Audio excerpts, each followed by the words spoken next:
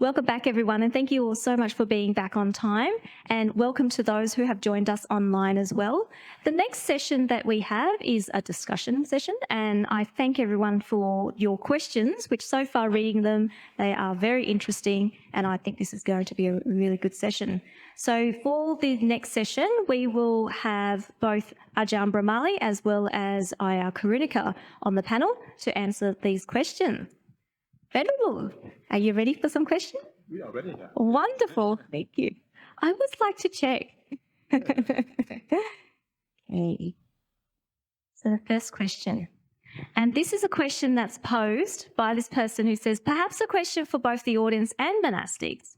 When aspiring to go forth in this life, how do you walk away from everything, specifically the people and activities, roles that you are most attached? Do you just chip away at these attachments, slowly stepping back from these attachments?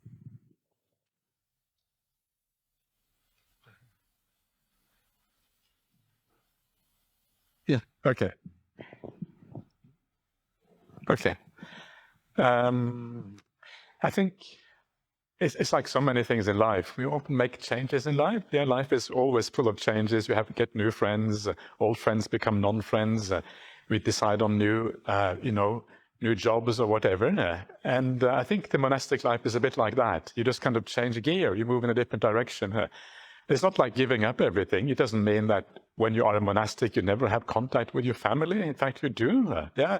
And this is one of the joys, is also to be able to share the Dhamma with your family. It's one of the great things, because it's a natural, because the family is so close to you, there's a natural ability to share the Dhamma with them. So it's not as if you burn all your bridges and say goodbye forever and never want to see you again. It doesn't work like that. That would be a bit harsh, and it doesn't really function that way. And the same thing with old friends. Occasionally, I will even now meet old friends when I go back to Norway. And often they are interested in the Dhamma. So you have things you can talk about as well, which is great. So it's like a gradual movement, yeah, and you kind of, it's not like you are giving everything up quite in that way. But also I think a lot of it has to do with how natural it is for you. For some people it is quite natural to go forth. And I think one of the things that I have kind of reflected on is that when I look at my life, I think it's quite possible, maybe even quite likely, that I was a monastic in the past. Otherwise, how do I explain what happened to me? How do you become a monk when you're born in Norway? Norway is like not only Buddha-forsaken, but it's a God-forsaken country as well. Right? There's nothing there. Everyone is just interested in materialism, and there's kind of, everyone is an atheist these days. And so there isn't, so how do you become a Buddhist? And that's kind of interesting, And for me, it was a strange story how I ended up becoming a Buddhist. I was already reading some books about meditation. I enjoyed some meditation practice. I had a spiritual inclination. But then one day I thought, I want to go to a Buddhist monastery and check it out. So what do you do? How do you find a Buddhist monastery? I was living in London at the time, in the UK. So how do you find a Buddhist monastery? Well, those were the days when you still had these telephone directories. Remember those? They don't exist anymore, but in the old days, that telephone directories, fat things full of telephone numbers, and they are alphabetically ordered. So I went through B, U, D, D, H, Buddhist Society London. Okay, telephone number, call them up. Where's the nearest monastery, please? Chithurst Namravati. So that's where I went. That's how I ended up in a monastery here. Right? It's not as obvious when you don't have any Buddhist friends. And you're not living in a Buddhist country, it's not obvious how you find a Buddhist monastery. And so I went there, and I went there a few times, and I decided to stay on for a while. And eventually I was an Anagarika. And then one day, someone brought a talk by Ajahn Brahmali. And so I thought, wow, this person, this is my teacher. That's what I thought. Straight away, this is my teacher. I knew it straight away. And so I picked up the telephone once again. First time I called the Buddhist Society, now I called Ajahn Brahmali. And I said, Ajahn Brahmali, can I come to Australia? He said, who are you? So I said, okay, come to Australia. He had no idea who I was. He come to Australia, and that's how I ended up in Australia. It's pretty random, right? So how does that happen? And I think it happens because you have a very strong inclination from the past. I can't really explain it in any other way. And there are things in my life which point very strongly in that direction as well. So that's kind of what happened to me. So I'm not sure what happened to you, but that's what happened to me here. So good luck. And Ajahn, that's related to a comment that someone has made. They said, Venerable Ajahn, given that you were born in a non-Buddhist country, have you thought that you would have been born as a Buddhist in your previous birth? Yeah. Any past visions that you may have had? Yeah, I think absolutely. And I wrote a little booklet about that. I gave a talk about that a while ago. It became a booklet, which is called Why I Am a Buddhist Monk. So if you want to check it out, you can check it out. It's available online there. Ajahn Brahmali, Why I'm a Buddhist Monk. Anyway, Venerable. Thank you. Yes, Ayya. Say something. Yeah, for me also, even though I was a born Buddhist, at the time there were no bhikkhunis when I was growing up. So I didn't have becoming a bhikkhuni as my career opportunity as growing up. But I always had, when I was little, in my mind that I should meditate. So, and also at the age 9, for whatever reason, I decided that I don't want to get married and I don't want to have children. I think it was just that inferential knowledge, just looking around and seeing, yes, it's fun, but there is also difficulty. I somehow liked my freedom, not knowing what true freedom is, but somehow there was an inclination to being free, even in a worldly way. And I saw getting married and having children was a bit of a hindrance, like going to jail. Sorry. Question. So that was when I was 9. So I think maybe me too, I would have been a Buddhist nun or monk or whatever in a previous life too. But what happened was it wasn't available for women, even to go on overnight meditation retreat in Sri Lanka and things like that when I was young was not that common. There may have been places that not many people knew about. So it was when I was in Australia, the first family I met, I went to Ajahn Brahm's talks, I went there, and after I finished my studies, I thought, well, I should just go for a retreat. And not knowing anything, I went straight to a 9-day retreat. And I thought, Ajahn Brahm's really kind, so all I did was eat and sleep. I'm sure he's not going to tell me off. That was my attitude. But once I went on the retreat, it was very peaceful. So like I said yesterday, like I was drawing my happiness from other people, but when I found out, happiness from peace, then I actually wanted to do that more. So I became one of those meditation junkies, as they say. So there are consequences to it, because once you build up a lot of peace, also like one of the gentlemen here mentioned to me yesterday to remind people, even the Brahma Viharas, they're very satisfying condition, in your heart. So before that actually I was quite a worldly, very sensual person. I'm sure none of you can compete with me for the number of pairs of shoes I had. I had 60. There's very few people who beat me in this room. So that's, just to give a little inclination. And I like music, dancing, all of those things. I didn't even think of giving them up or anything like that. So it was very gradual. I would meditate, I'll do other things. And as the meditation was growing, other things just fell off. I'm saying it's like the Australian trees shedding the bark. It's just a very natural way of falling. And I remember one day very clearly, I've had enough of all my clothes. I had a large wardrobe. I took really large garbage bags, put all of the clothes in there, went to St. Winnie's. And then the shoes, there was one girl who came who had the same shoe size as me, gave all of that to her. And that's it. It just happened naturally. So I never had plans of having to give them up or anything like that. So those are the material things. So that just naturally happens and I never forced it. So, and everything else fell into place. I was probably had good karma because there was a bhikkhuni monastery in Perth. That was very natural, the rest. And of course, Ajahn Brahmali and Ajahn Brahm were constantly brainwashing me. When are you going to become a nun? When are you going to become a nun? So slowly those things also get into your head. And there came a point, just living a lay life didn't make any sense anymore. So that's just the abridged version. Wonderful. Thank you so much for sharing those stories. Very inspiring from both of you. And also for the book, Why I Am a Buddhist Monk, that's just been referred to, the link to that to be downloaded is available in the chat. And also for those who are watching this on YouTube later on, we'll also post it in the description below as well. So the next question, Venerables, related to what we were just talking about. So for those who are still unwise householders who do indulge in the 5 sensual worlds, and we try to follow the noble path, but do we end up getting anywhere?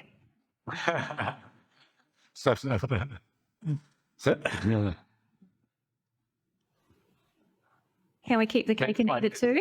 I'm okay. Of course you do. Absolutely, yeah.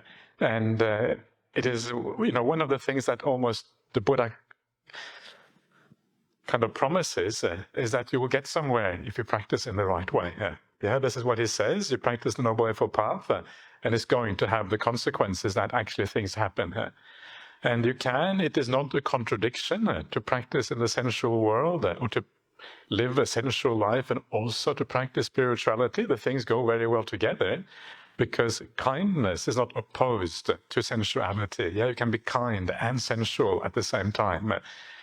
So it is certainly not impossible. But one of the, I think, important things to do, and this is true for everyone, whether you are a layperson or a monastic or wherever you are, is always to ask yourself whether your practice is working or not. Yeah, this is really important. So how am I now compared to what I was like 6 months ago or a year ago? Do I find myself being more patient, having less ill will, having more kindness for the people around me? These are the things you should ask yourself, and you will be able to see if your practice is going well. You will see that the good qualities are growing, the bad qualities are going down. And this is what the Buddha says in the suttas. This is how we make any decisions in life. If you want to have a kind of rule of thumb on how to make a decision about anything, this is kind of one of the criteria to actually help you decide on any decision you have to make. What is going to help me in becoming a better person, getting these good qualities to grow and the bad qualities to decline? So you ask yourself this question, and if the good qualities are not growing, you have to ask yourself some difficult questions. Why is that? Where am I getting it wrong? Guaranteed there's something you're getting wrong if that is not happening. So, and in this way, gradually, you grow. So it all comes down to idea of kindness. I'm going to give a talk on Friday on the power of kindness. And this is really what the path is about. It's called the path of purification, the Visuddhimagga. And the Visuddhimagga is not a book by Buddhaghosa, it is the Eightfold Path. That's the path of purification. And if you look at that path, it is to a very large extent about living well, living morally, doing the right thing. There's a lot of things to be done in that area in terms of how we think, in terms of how we deal with other people, how we speak, how we perceive the world, in terms of the views that we have. There's a large number of things to be done there. And if you get it right, guaranteed, you're going to get something's going to happen. And what I would like to add is a lot of the times it's not really directly the sensual attachments that's a problem in their lives that can fade away when the practice grows, but it is the tiredness.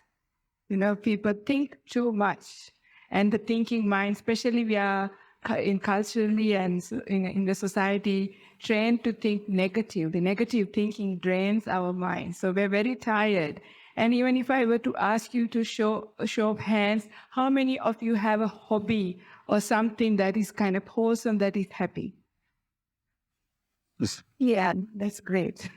But not everybody, right? So many people don't have. They just work, build up a family. Just, if you think about it, it's very tiring, right? Tired. Many people talk about being tired. And it is that is the biggest hindrance to doing your meditation. And when your meditation is happening, sensuality falls out. It's not the other way around. So if you want to practice as a layperson, you need to do a little bit of adjustments. I mean, that's what I did as well when I started. When practicing was important for me, I had to sort of adjust my life. Friends changed, my lifestyle changed. So I was doing everything to support my meditation, not the other way around. So priorities changed. Then you can still do it, but most important thing is having time. And this is not just me saying, it is in the Buddha's teaching, Viveka-nisitang, Viraga-nisitang, Nirodha-nisitang, Vassagga-parinamam. These are the 4 things. So Viveka is the first factor in order to be able to do all the 37 Bodhipakkya Dhammas, not just one. So it is important, and this is where you need to first deal with. The sensuality will just fall out as a course of your practice.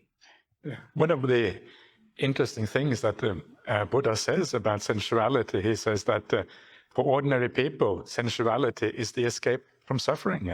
Yeah. So very often that is the escape. And of course, if you are an Arya or you have really good meditation, you have an alternative escape from suffering here. But for the vast majority, that is the escape. And so if you cut off that escape, it means that you all have dukkha all the time. That's kind of, can't do that, yeah? So that's why we have to have a degree of sensuality. There's nothing wrong with that. Even as monastics, we enjoy our food, right? Ajahn Brahmali actually says, enjoy your food. And I say, yes, sir. It's an easy one to say yes to, right? Okay. Doesn't take kind of not too difficult. So it is important to have happiness and joy in our lives. So if you make your life too terrible, there's no way you're going to practice in this path at all. Yeah. So do enjoy those sensual pleasures.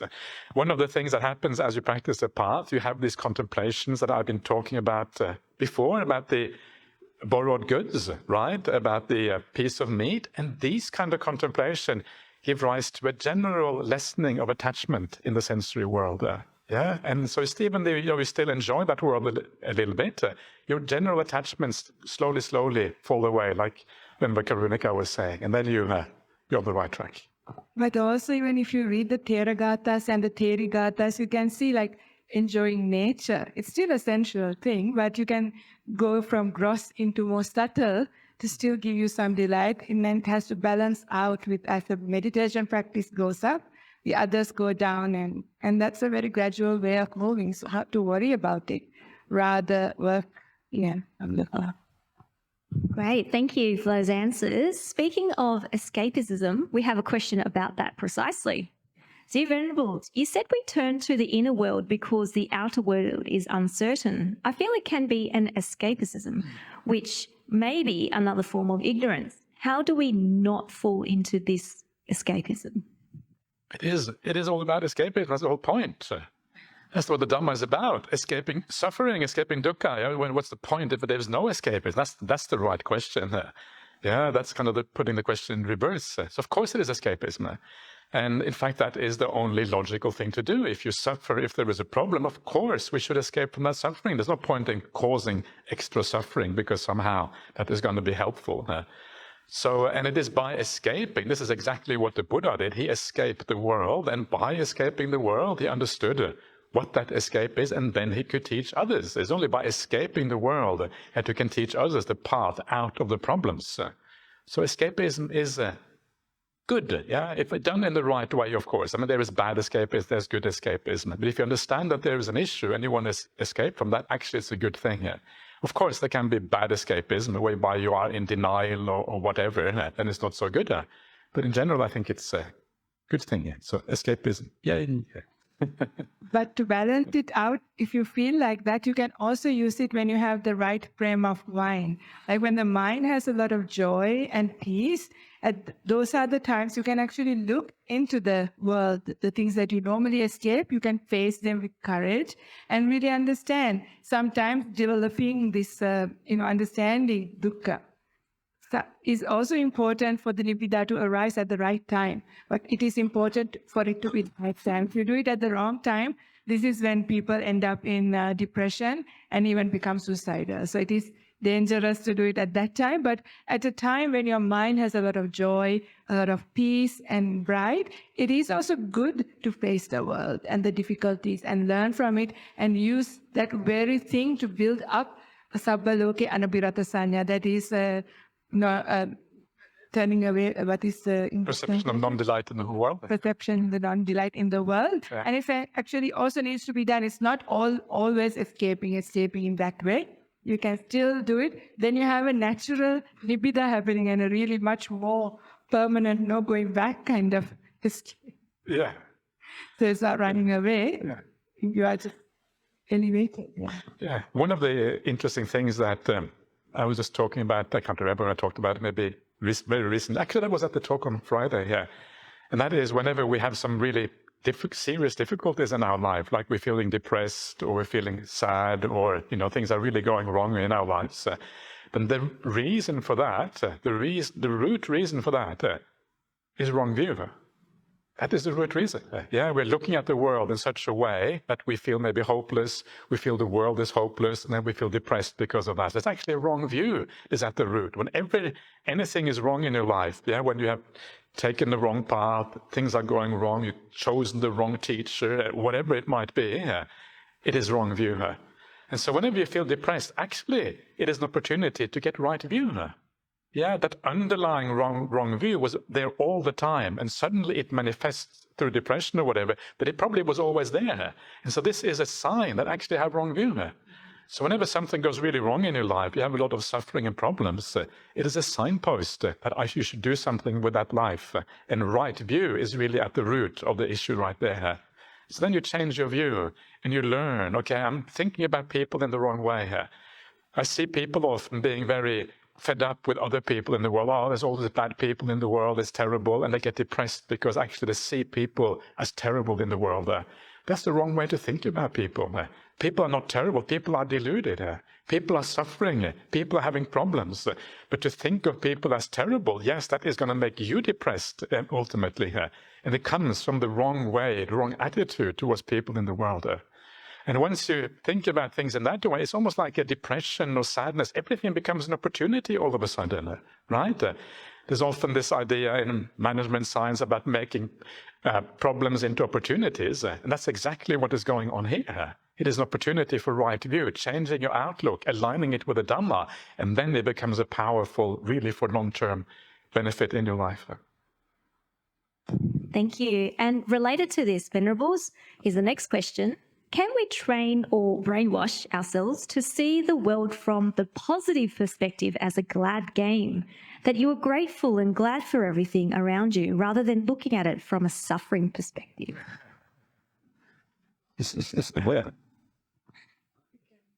Yeah, of course. This is the motto of my life. I say, whatever happens to me is for my own good. The idea is there's always, when you change the attitude, there's something to learn. At the very least, you can learn from your mistakes so that you don't go there or you do better next time. So when you have that kind of attitude, that's fine. Actually, that's a really good thing, because this is about Yoniso Manasikara and Ayoniso Manasikara. We have a choice every time when we receive the world, when things happen, no matter how good or how bad it is. It is how we receive it, how we decide to attend on it. You can attend to the situation wisely or unwisely. So it's a choice that we have. So why not do the positive? Why do we want to suffer? We do like to suffer because that is our conditioning. Yeah, we like to suffer. This is why all the news is like that. Yeah, to get us. We like to spend good money and go to the movie and carry the tissue box with us to cry. Yeah, because we like that kind of thing. So we like to project in that way. We like to worry. If you don't have any worries in your life, you want to worry about another country or something else that even distant, because there is delight in it. Yeah, there are some neurotransmitters that come into our body and we get even addicted to these things. But if you don't want to, you have always a choice. Doesn't matter how difficult the situation, it is possible. And yeah, that's my attitude. So it's very sad. Yeah, I think the point is not really to be kind of seeing the good or the bad. The point is being realistic about the world. That is really kind of the point, yeah? And apart from being realistic, it is about developing those perceptions that are helpful. That is the important point. And what are those perceptions that are helpful? Well, if you always go around seeing the happy things in the world, then you are in denial about the problems, right? And then they will hit you over the head really badly when they happen, because they are going to happen eventually. When it comes to people, so one of the things about, one of the obviously very important things on the Buddhist path is to see people in the right way. If you don't see the people in the right way, then it's going to lead to serious problems. And seeing people in the right way, one of the things is to actually see people's good qualities. And when you see the good qualities in other people around you, that's when you have metta for them. That's where metta arises from. Does that mean that the other person only has good qualities? No, but that is what you focus on, because that perception is helpful. And people say to me, well, but isn't that denial about the reality? What, aren't we denying the negative qualities? No, I'm focusing on the good. I know that there are some other things there as well, but I'm focusing on the good because that gives rise to a positive perception, which is helpful on the path, and it brings the path forward. So it's about knowing the right perceptions and knowing the wrong perceptions, knowing the ones that bring you forward in life and the ones that don't. And if you really want to have success on the spiritual path, you have to give up the world to some extent, right? So actually seeing the world in a certain way as negative actually is beneficial if you do it at the right time. Don't do it if it makes you depressed, because then it's going to have a negative consequence.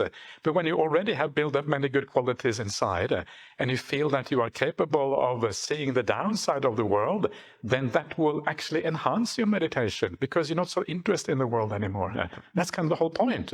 So by not cultivating the perception of impermanence in the world, the danger in the world, the adina vasanya, all of these things, if you don't cultivate these things, actually you're probably blocking access to the higher aspects of the path. And that would be a terrible shame. So try not to delude yourself, be realistic, and then the path opens up. Thank you so much, Venerables. So would you say then, Venerables, and this is the next question, is there a difference between wisdom and right view?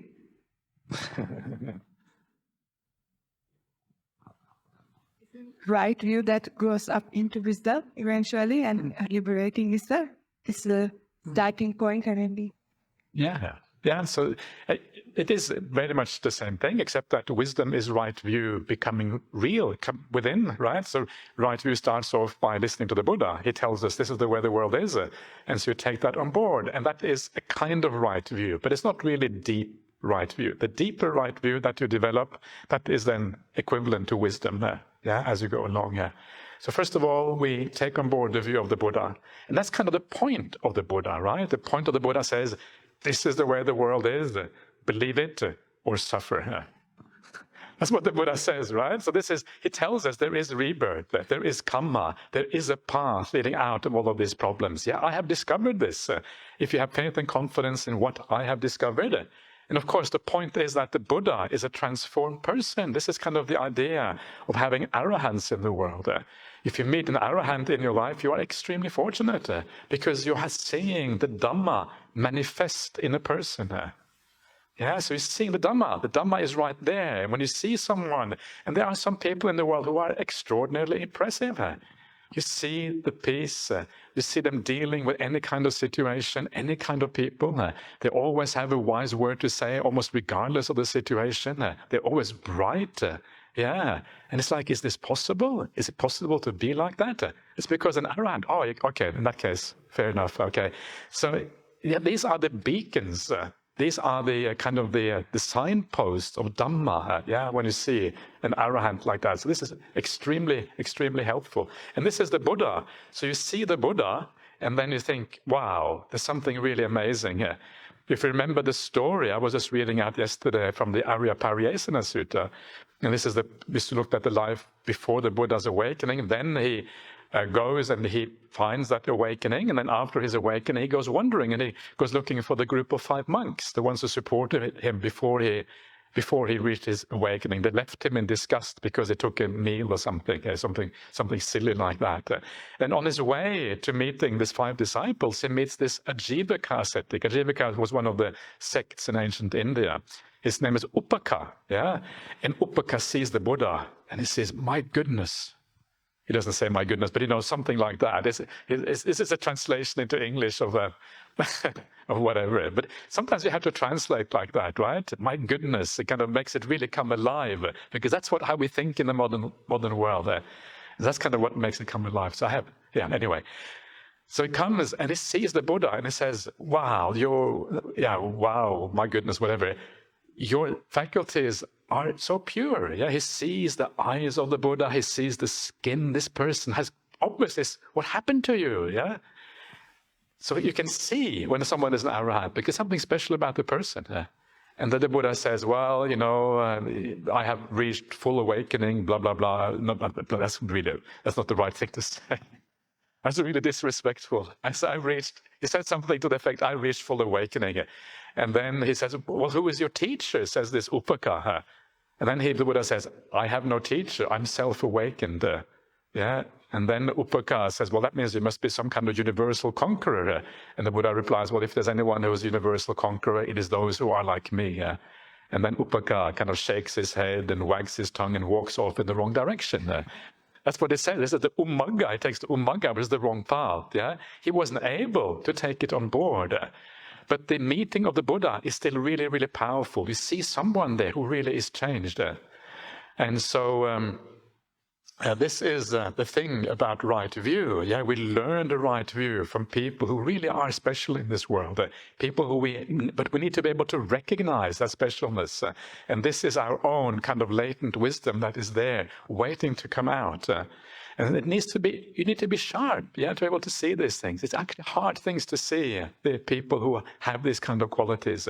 You need to be observant. You need to look carefully. And as you do that, you will be able to recognize those people. Then you listen to them. Then you have a chance of getting right view.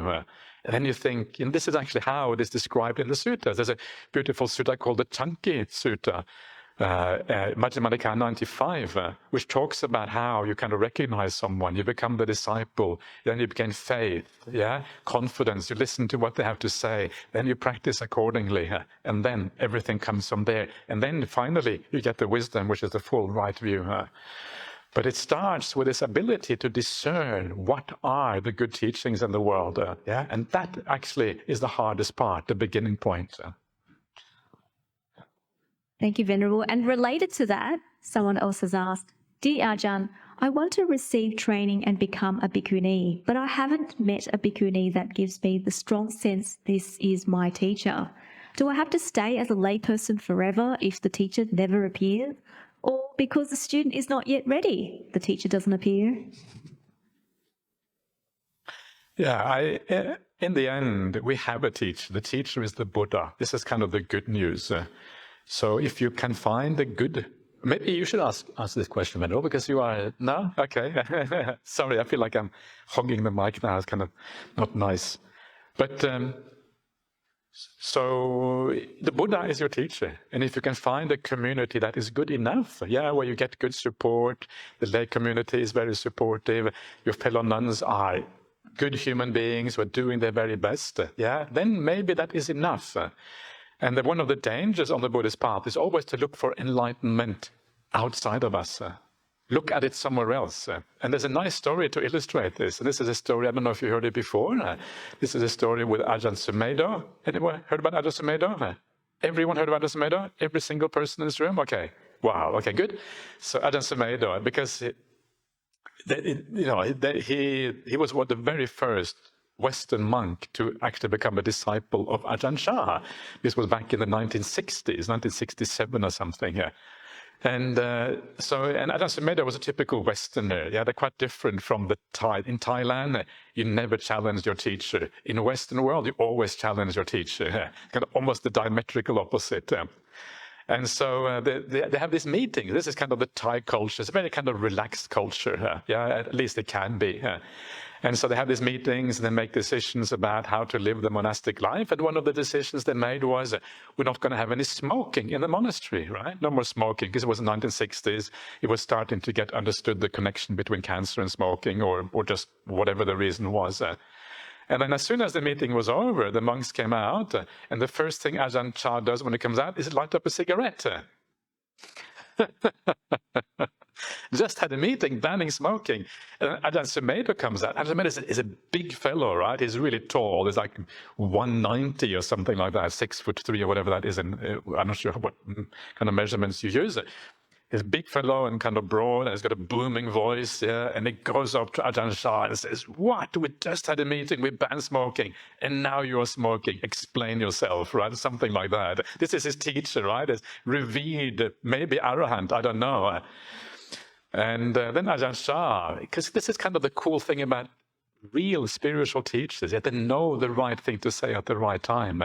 And he says to Ajahn Sumedho, says, stop looking for enlightenment outside of yourself. Look within. Yeah. It's beautiful, isn't it? It's really powerful. because probably he misunderstood the idea of enlightenment anyway. Yeah, it's kind of his wrong understanding of enlightenment anyway. Yeah. But actually, we often look outside. We want to find the perfect bhikkhuni. Now I found my bhikkhuni teacher. I will follow her for the rest of my life. But maybe often appearances are not what actually is this, what you have in your heart, and appearances are often kind of not congruent, or they don't match each other. So that perfect bhikkhuni, maybe she wasn't as perfect as you thought, and then you feel disillusioned down the track because she wasn't as great as you thought. It's a very, very common thing in the Buddhist world to be disillusioned by teachers. They turn out to be much more dodgy than you thought. Very, very common. And I know many people who have become very disillusioned because of that.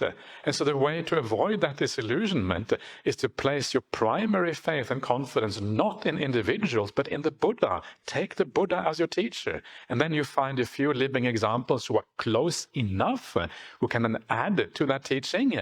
And then on that basis, you can make progress. So you never get to the point where, you feel completely disillusioned because people are not living up to the standards you thought were the standards. And again, why do we become disillusioned with teachers? Usually because of wrong view. Yeah, just like before I said depression can be a sign that we have wrong view. Choosing the wrong teacher is also a sign that we have wrong view. Right? We don't really know where enlightenment is. We look for enlightenment in the wrong way. You look for enlightenment in people who gratify your sense of self. They're always kind to you or something like that. Whereas someone who tells you off when you're doing bad things, they can't possibly be enlightened because they're telling you off. Actually, maybe that is the enlightened person because they're pointing out some of your flaws, right? We look for enlightenment in the wrong place. So again, it is an opportunity to actually change and grow when we understand that we have made a mistake in this area. And if you think like this, wow, you're really going to grow. You're going to go a long way here.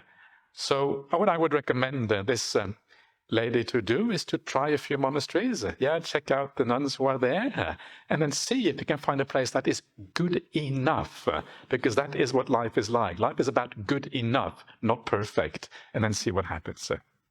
Wonderful. And Ayya, is Santi Forest Monastery available? Is it? Well, it's why not? Yeah. What I want to add is, Bhante said, of course, it's the Buddha is the teacher, and not to place your confidence, not to look for, a perfect teacher apart from that, but the place is important. Yeah. So this is a thing for women. There are so many monasteries for bhikkhunis in the world, and that have conducive condition. That is, that uphold the Vinaya properly, that is supported in the right way, and that kind of thing. The teachings are available, and the community is reasonably harmonious. Those things are much more important than the teacher itself. Good teachers are extremely rare in the world. This is just a joke part, but even when I was contemplating becoming a nun, I have taken up Ajahn Brahmali and Ajahn Brahmali as my teachers.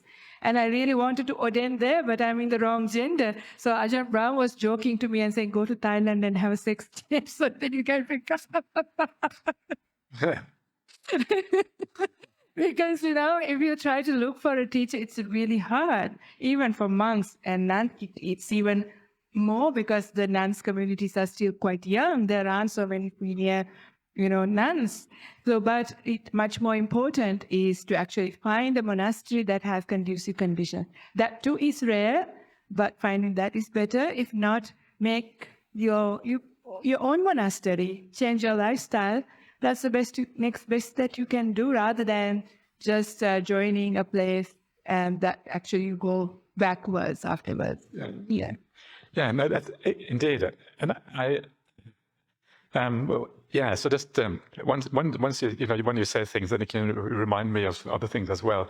And someone asked me the other day. I can't remember. I get really confused by where I have said what. So if I repeat myself a lot, please forgive me. But this was someone asked me about where to ordain again. When was it, on a Friday maybe? And and my answer these days, I change my answer all the time. It's not like it's constant or anything. But sometimes people are too intellectual in the way they decide to choose a monastery. Yeah, it has to be perfect in Vinaya. They have to have this kind of right view. It has to be kind of 1.5 kilometers from the nearest village, and these kind of things. They have this ideal monastery in their mind, and then they go and they kind of cross-check off the checks. Okay, this checks all the checks, so this is where I'm going to stay here. That's the wrong way of choosing a monastery. There's 2 qualities you need in a monastery. One, they follow the teaching of the Buddha. That is already a very high standard. Not many monasteries follow the teachings of the Buddha. Most monasteries follow the teaching of the teacher in the monastery. It's called Acharya Vada, the kind of following along the teacher. Go to a place that follows the teaching of the Buddha, because that is where you can be sure that there is good teachings. Any other monastery, maybe, maybe not, is uncertain. And this is one of the greatest downfalls in the monastic world, that there's not enough following the word of the Buddha. That's criteria number 1. Criteria number 2, find a place where you feel at ease and relaxed, where you enjoy the good company, when you feel that it is not too fault-finding and difficult and harsh, but actually you find that beautiful middle way, a place that you enjoy. Because when you enjoy it and you are at ease and relaxed, then you can meditate. Then the path becomes possible, right? And that is what we want for the practice to work. So those are the 2 criteria I would suggest. Whether they are good suggestions, I don't know. I'm just telling you, so not sure about that. But I think that, from my experience anyway, they are quite good ways of thinking about it. What do you think, Venerable? About upholding Vinaya is important. Yeah. Yeah, because there are many, many places, because also in Sri Lanka, that the Vinaya is not upheld properly. So that's also very important. Otherwise, you're forced to break precepts because the infrastructure is not there. We don't see it because it's naturally there in our monasteries, but there are many monasteries in the world it's not supported that way, and that's not good. Wonderful. Great tips. Thank you, Venerable. And just circling back to something that I think Ayya, you were talking about earlier in terms of delighting in suffering, the next question is this. Dear Venerables, can you please explain why feeling is the driving force? Thank you. That was what I was saying. So maybe should I respond, or do you want to? I think both of you were saying something with it. They were both saying that? Okay. So what I was talking about, all I know is what I was talking about, and I was talking about the dependent origination, and in dependent origination, feeling is the cause for tanha, for craving, So desire aroused out of craving, And so everything we do in life, because craving is what motivates us, is what drives us to do things in the world. That's what, and that's based on feeling. So without feeling, there's nothing to be done. Feeling is what points us, what makes craving and action and everything possible. And for that reason, it is in a sense the thing that gives life meaning for us, is feeling. Without feeling, nothing has meaning here. It gives value, it gives meaning to the world. If you don't feel anything in this room, it means that you have no idea whether the room is beautiful or ugly. You have no idea whether you're enjoying this or not. Things are completely meaningless without feeling. Feelings are positive, neutral, or bad. And so that's what I meant by feeling is like the driving force or the underlying thing. And for that reason, in many ways, it is the most important of the 5 khandhas, because it is the thing that gives meaning. And you see that in the suttas. Very often, a very common way of becoming an arahant in the suttas is the contemplation of feelings. And by fully understanding feeling, that is one of the pathways for arahantship.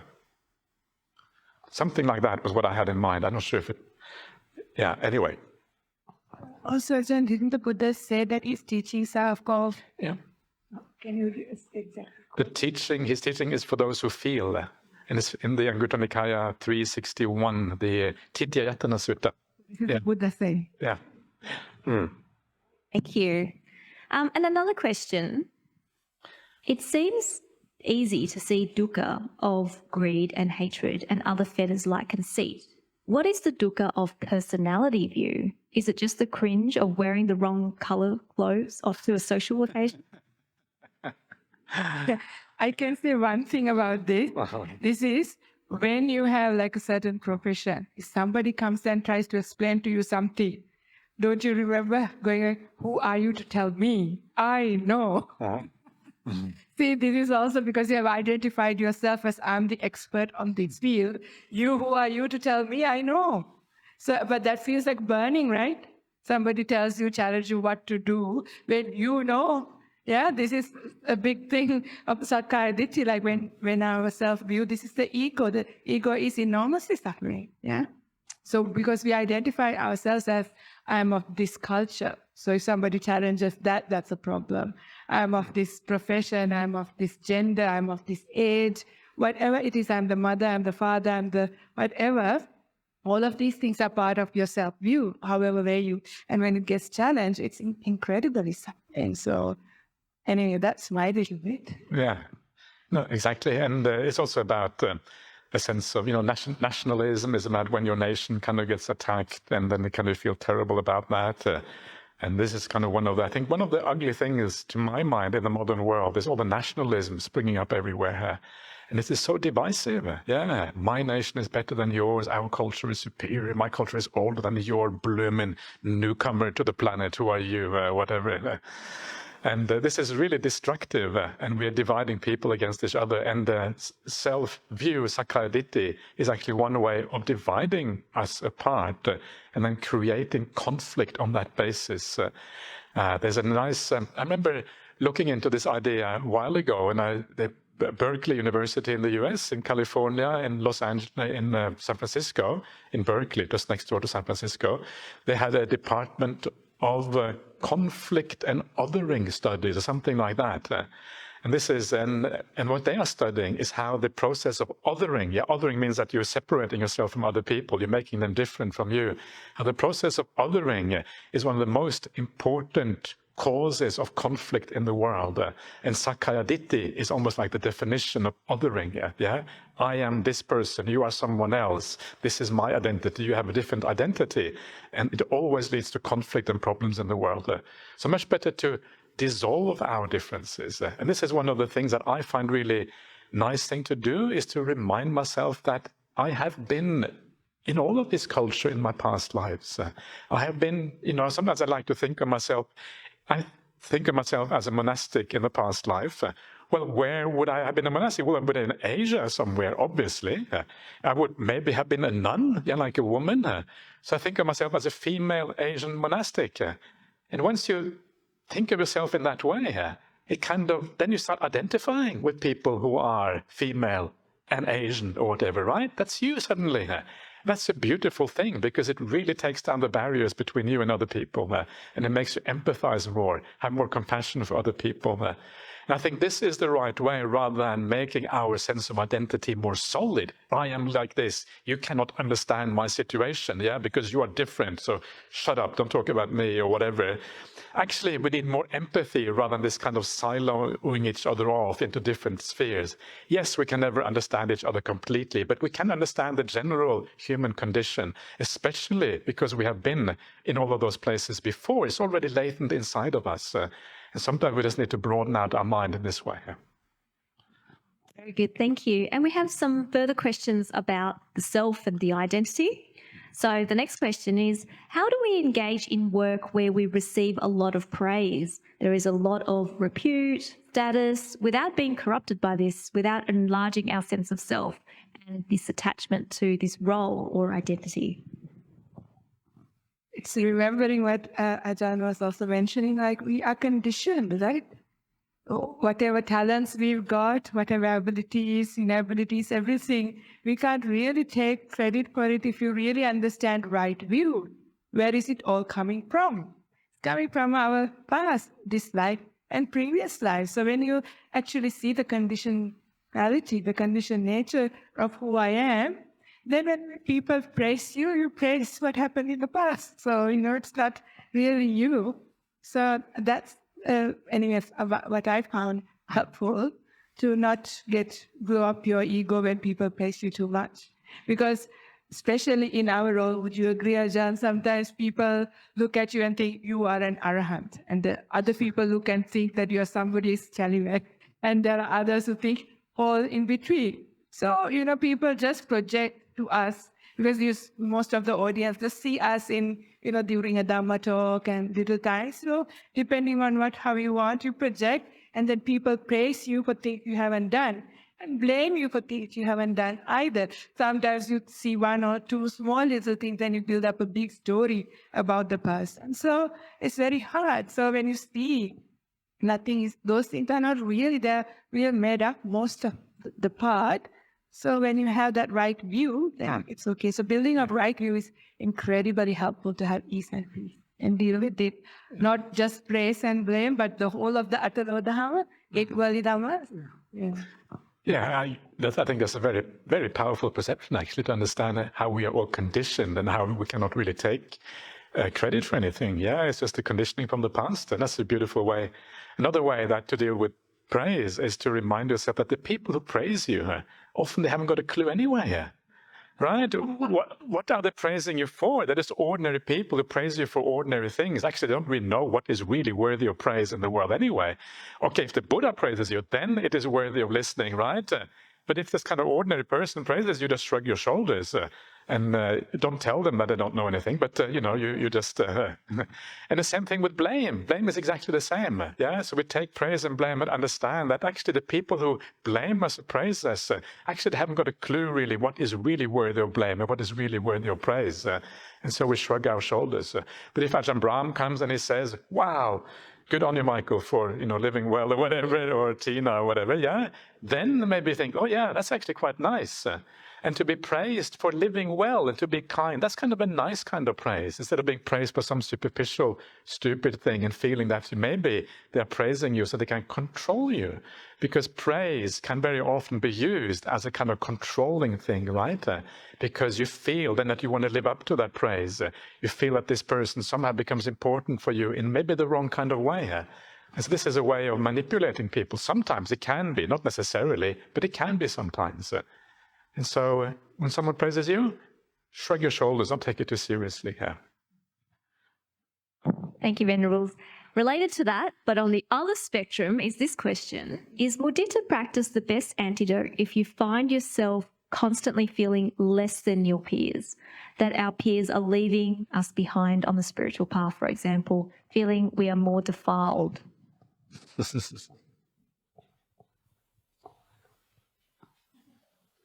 Me? Yes,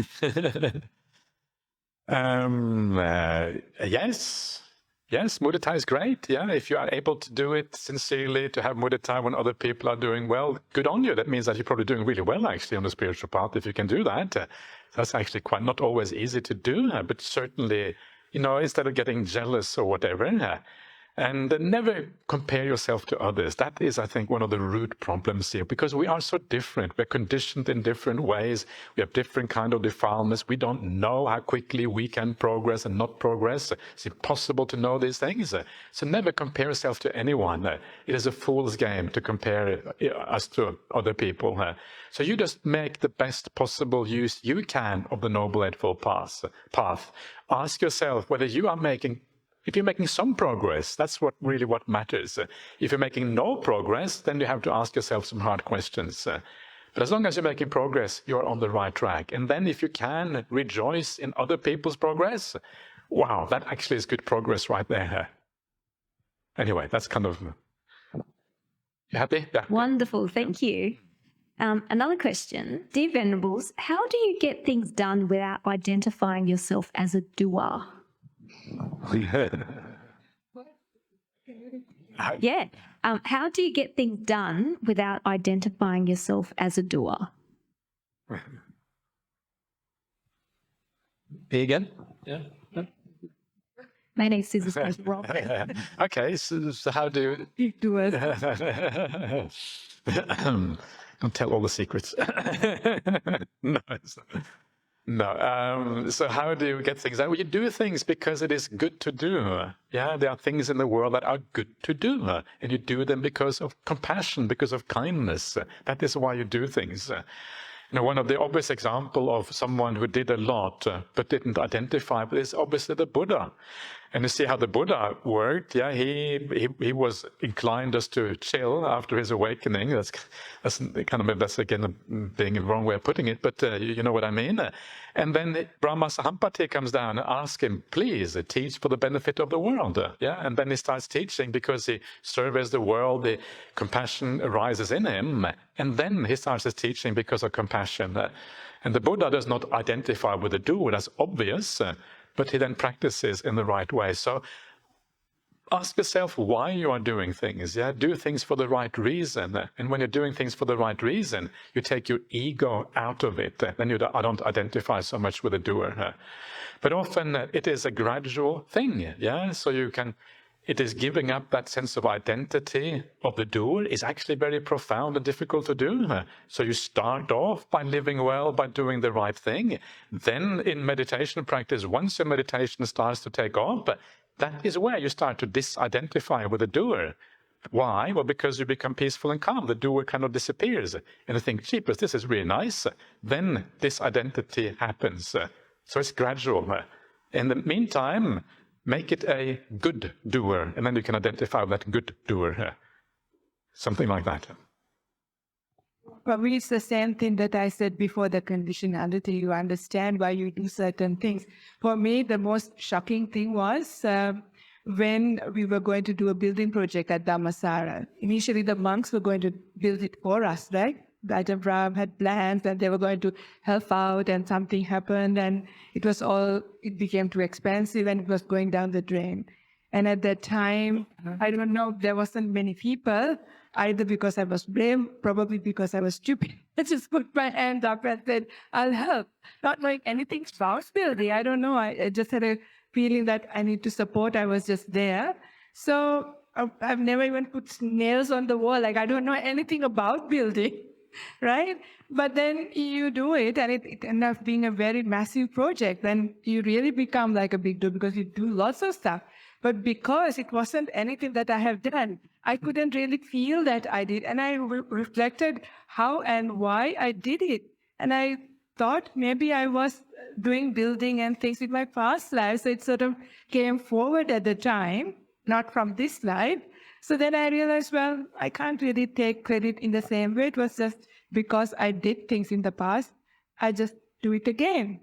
And this is what we hear from people who have past life memories or past life regression. You tend to life after life, live in similar ways, do similar things. So whatever I do this life is probably very similar to things I did in the past. So then again, you don't really, you see that you're trapped while you're here, like a doer, but it's just what it is. Yeah. Wonderful. Thank you so much, Venerables. How many questions are there here? Just to ask a bit. Many? Many. Okay. That's good. I'm just wondering how fast we should go. Faster one. Shall we answer short? Many? Well, I'm actually grouping them by topic, and I was just about to move on to another topic, if that's okay. So the next series of questions relates to the mind and the meditation practice and the practice generally. So the first question, and in terms of and then after that, we've got some questions about rebirth and then some other miscellaneous questions, let's just say, so into different topics. So the question is this: I would like to ask Ajahn about his definition of the mind, what it consists of, because it gets confusing sometimes as there's many references to the mind, sometimes as thoughts. Is there a sutta where the Buddha defines it? So what is the mind? The mind is, the way it is to think about it is the mind is really what is not the five senses. Yeah, this is kind of what it is in the suttas. You have 6 senses according to the suttas. 5 are the ordinary 5 senses, and the 6th one is the mind. So to really understand what the mind is, you have to kind of block off the other 5 senses. And when they are blocked off, what it remains is the mind. Yeah, that is the mind. And you have a rough idea, yeah? When you kind of go into your own world, you close your eyes and you're just thinking about things, and you kind of you do the rest of the world, you become oblivious of everything else because you're in your mind. That is where the mind is that is what the mind is, right? Because you're no longer engaging with the world through the 5 senses. So, and the most obvious example of this, when you're dreaming at night, for example, that's kind of classical mind. Yeah, that's all mind-made when you're dreaming at night. Or another very obvious example is deep meditation. Right? When you go into meditation, your senses start to fade away. What remains when all the senses are gone? That's the mind. Yeah, that's kind of another example of the mind. It's a very specific example, but this is kind of how you would define mind in the from the sutta point of view. The word mind is quite big, right? So is it consciousness? Chitta, maybe? Chitta, okay. Yep. Just asking, because if it is consciousness, then it is just the rise based on conditions and pass away. So it's not a constant, right? Yeah. Well, thank you. Okay, moving on to the next question, which is about meditation. So, Venerables, what is the purpose of meditation? Based on Samadhi Bhavana Sutta, meditation is to achieve understanding of reality, Yata Buddha Bhajanati. This is actually the wisdom. Could you please explain with Metta? Yes, the purpose of meditation is, first of all, we have to kind of define our terms. Yeah? So meditation usually is the process of stilling the mind. That's what I would call meditation. Yeah, the process of stilling the mind, and that is what happens during anapanasati, watching the breath. And by stilling the mind, one of the byproducts of stilling the mind is that you see clearly. So stilling, calm, and insight, vipassana and samatha, are two sides of the same coin. A peaceful mind sees clearly. A mind that sees clearly is peaceful. It has to be that way, because when you see clearly, it really refers to understanding dukkha and these kind of things. And because you understand those, you get rid of things, you throw them out, and so you become peaceful. So samadhi vipassana always have to go together. And this is what you find in the sutras as well. So the purpose of meditation is to make the mind peaceful, and then as a consequence of that, seeing clearly. And then you want to take that deeper and deeper and deeper. And ideally, you want to take it all the way to the end of the Noble Eightfold Path, remembering that jhana, samma samadhi is part of the Noble Eightfold Path. So ideally, you want to take it to that point. And when you reach that point of samma samadhi and jhana, that is where the real yata bhuta jnana becomes possible, yata bhuta pajanati, as you just said now. That is where it becomes kind of really profound. It's like a gradual deepening of vipassana until you have that full insight, which is, stream entry or whatever. So the purpose of meditation, in fact, the purpose of the whole Noble Eightfold Path is to gain that wisdom and insight. Meditation being part of it. It's a very beautiful simile given by the Buddha. And why we have to meditate is without meditation, our normal state of mind, we have the 5 hindrances. So he has this beautiful simile of a lake. So when the lake is covered with colored dye, if the purpose of clearly seeing is like seeing what's at the bottom of the lake, for example, if the lake is covered with colored dye, then you can't see. If the lake water is bubbling like a volcanic lake, then you can't see. If the lake is covered with algae, again, you can't see. If there's lots of waves in the lake, you can't see. Or if the lake is very muddy, you can still see the bottom. So these are the 5 hindrances. So colored dye is like sensuality. The bubbling water is like ill will. The algae is sloth and torpor. And the waves in the water is restlessness and worry. And muddy water is doubt. Because our minds have either all 5 most of the time, or a few of them at various levels. So when they are there in the mind, you can't clearly see what's at the bottom. So the purpose of the samatha meditation, like one pointed of the mind, is to allow the things to settle down. And when that settles down, you can clearly see. So vipassana is a consequence of they are together, but that's just a beautiful simile by the Buddha to also understand why we meditate. Excellent. Thank you so much, Venerables. And a related question, someone has asked, Dear Venerables, how would meditation help to attain Nibbana? It depends on how you meditate. Yeah, if you meditate on sloth and torpor, it may not help at all. It depends on what you do. There's Sorry, do you want to answer that one? Yeah, Okay. you go for it. Yeah. Go yeah. first. Yeah. So first of all, what is Nibbana? Can somebody say? Nobody's saying. Because it's important to know how you understand. We had a discussion the other day, right? Nibbana, at least for people who speak Sinhala, you know, the Sinhala word is Nivana. We say light take a Nivanna. That means switch off the light. Switching off, like Nibbana, means just extinguishment, extinguish a fire. So it's about extinguishing a fire. So it's very easy to understand what Nibbana is, first of all. So it is about extinguishing. So do we have fires in our mind? We do. Raga, dosa, moha. We can see when lust and passion arise in our mind, it burns us. When anger arises in our mind, it burns us. When there is delusion, similar to like even, you know, your sense of self, your ego, it burns us down, right? So there are these fires, multiple fires. In fact, 11 fires the Buddha talks about. So extinguishing these fires is what Nibbana is. So therefore, once you understand what this is, then it is easy to understand how meditation can reach to Nibbana, because it is about purifying these defilements, cooling down the mind. So when you see like that, you can see meditation is about cooling down, because we are on fire, we are alive, right? So it's about gradually cooling down, making a small fire and cooled off. And Siti Bhutto, Ajahn was mentioning, and that's something they say a lot of the times, like Siti Bhutto, a lot of the monks who become enlightened, nuns become enlightened, say, I am cooled as I am. It's such a beautiful way to understand this cooling down process as Nibbana. And you can really see how meditation is helping that cooling down process of the mind. Beautiful answers. Thank you, Venerables. Speaking of Nibbana, the next question is, what are the stages of Nibbana? What are the stages of Nibbana?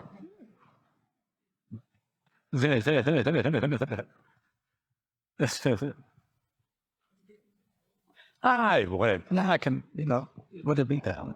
Yeah, sure. Okay, the stages of Nibbana. So usually the Nibbana means extinguishment. So you can argue what are, just like Venerable Karunika was saying, it means extinguishment. So you can argue that there are various levels of extinguishment. And the Buddha makes a distinction between pariyayena Nibbana, nipariyayena Nibbana. And that's Nibbana, kind of intermediate Nibbana and final Nibbana, if you like. Yeah. And so the intermediate Nibbana is like the jhanas. Yeah. Why? Because you have extinguished a lot when you get to the jhana states. No more defilements in the mind, no 5 hindrances. Yeah, they're gone. And for each jhana, the deeper you go, the less there are of these problematic things. The more peaceful it is, the more profound it is, etc. So you're gradually extinguishing things. So according to this particular way of thinking about Nibbana, there's like 9 stages of Nibbana. But the final stage of Nibbana is what does Nibbana mean? Well, it means extinguishment. So what is it? It is just having ended the defilements. That is what Nibbana is. It doesn't mean some kind of fancy state or anything like that. In the suttas, Nibbana just means the ending of the defilements of the mind. Greed, hatred, illusion, lobha, dosa, moha. Yeah, the ending of that is what Nibbana actually is. And then you could argue that there is also a distinction between the parisesa Nibbana and aparisesa Nibbana, Nibbana with remainder, Nibbana without remainder. And that is sometimes defined as the Nibbana of the Arahant, the living experience of Nibbana, and then the final Nibbana after the Arahant dies, yeah? When everything kind of comes to an end, it becomes completely cool. This is one way of thinking about the levels of Nibbana. Well, thank you. Speaking of jhanas, we do have a question about jhana. There is a common view that the nimitta is a prerequisite for jhana. However, in the descriptions of the jhana in the suttas, there are no reference to the nimitta in the 4 jhanas. Often the nimitta is attributed to the Visuddhimagga. What are your thoughts on this? Should I reply? Yeah, okay, I shall reply. Okay. So the answer is that the nimitta does not occur in the jhana, and that's why there's no description of the nimittas with the jhanas. You go beyond the nimitta when you enter a jhana state. But the suttas do show occasionally how you actually use the nimitta to enter the jhana. And actually, as it happens, the next sutta is exactly about that. What a coincidence. Isn't that cool? Next sutta is one of my favorite suttas right now. Next year it might be a different one, but right now this is my favorite sutta. It changes all the time. And this is called the Upakilesa Sutta, on all the defilements of the mind. And that is a sutta. It does not use the word nimitta, because the word nimitta is used differently in the suttas compared to what it uses in contemporary meditation circles. In the suttas, nimitta means like foundation, or it can mean something like the subject of your meditation or something like that. The foundation for meditation, which is precisely the subject of the meditation. Like, for example, the skeleton can be a nimitta, a samadhi nimitta, because it is a foundation for samadhi. The four satipatthanas are also a samadhi nimitta, because you use the satipatthanas. And this is interesting, not for insight, but for samadhi. They are the foundation for samadhi. Isn't that fascinating? This is how the suttas talk about these things. Very often we get these ideas really kind of skewed, that vipassana and satipatthana are somehow equivalent. But in the suttas, satipatthanas are the foundation for samadhi, which is fascinating. So nimitta in the suttas has a different meaning. It means the object or subject or foundation for samadhi or meditation, whereas these days nimitta is usually refers to a mental image of any kind, really, and that is the nimitta. In the suttas it is called an obhasa and a rupa. Obhasa means a light or something shining, and rupa is a shape or a form. It is a shining shape or a light in a certain shape. And that is what you find in this sutta, and you find it also in one or two other places in the sutta. It is not talked about very often. And I think the reason why the Buddha does not talk about it is because shapes and lights in the mind are very unreliable guides to the samadhi. For example, some people have very visual minds, and they can create visual lights straight away, but it got nothing to do with really deep meditation. It's just the ability of the mind to create lights. Because they have visual minds. They kind of are made to be that way. And so it is not a reliable guide. So what is the reliable guide then? And the reliable guide is the way the Buddha talks about the psychological process of meditation, which you find in a number of places, especially in the Anguttara Nikaya, where it talks about, like the Chaitanya Sutta, a large number of suttas that show stage by stage the psychological change you go through as you reach samadhi, as you move towards samadhi. And it's two qualities the Buddha always focuses on, and that is the amount of bliss that you have. More and more bliss, the deeper the bliss, the closer you are to samadhi, right? Very profound bliss, okay, you're getting very close to real samadhi. Number two, tranquility, the degree of tranquility you have. And these are the two criteria the Buddha uses to decide. Lights are far too uncertain to really be useful all the time, and that's why I think he doesn't use that in the suttas. Still, I would say that, generally speaking, the way to samadhi is through a light, but it has to be the right kind of light. Very comprehensive answer. Thank you, Ajahn. Ayya, did you have anything to say? Okay. So maybe just one last question to finish off the question and answer session, but also to finish off this particular topic. So, Venerable, it is explained that thoughts created from the six faculties creates one's world, which we believe is real and fixed. We realize when we practice insight meditation that nothing is real, but as a result of conditions coming and going. Venerable, can you please explain how did you develop this understanding to apply always when you transact with the external world, that is right view? You want to say something? Yeah. Okay. You sure? Yeah. Repeat the question again. Of course. Can you explain how did you develop this understanding to apply always when you transact with the external world, that is right view? In other words, the understanding that the thoughts are not really real, right? And that they're always changing or whatever. That understanding, yeah? Yeah. Mm. Okay, I can, okay. So the thing is that I think it is misleading to say that thoughts are unreal. Yeah, they are real at that time. When you have a thought, it is kind of real. The thought itself may be wrong or it may be right, but actually the fact that you are thinking something is certainly real. Yeah, it's not kind of unreal. It is just that it's impermanent. It's not real in the sense of being permanent or everlasting or something you can hold on to.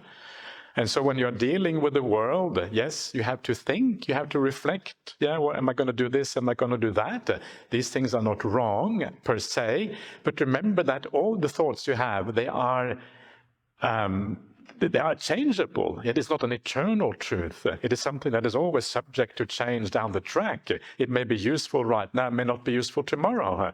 And that is kind of the underlying Buddhist idea. It's not that things are real or unreal, but that they are impermanent and therefore not really substantial. That is the important thing to keep in mind.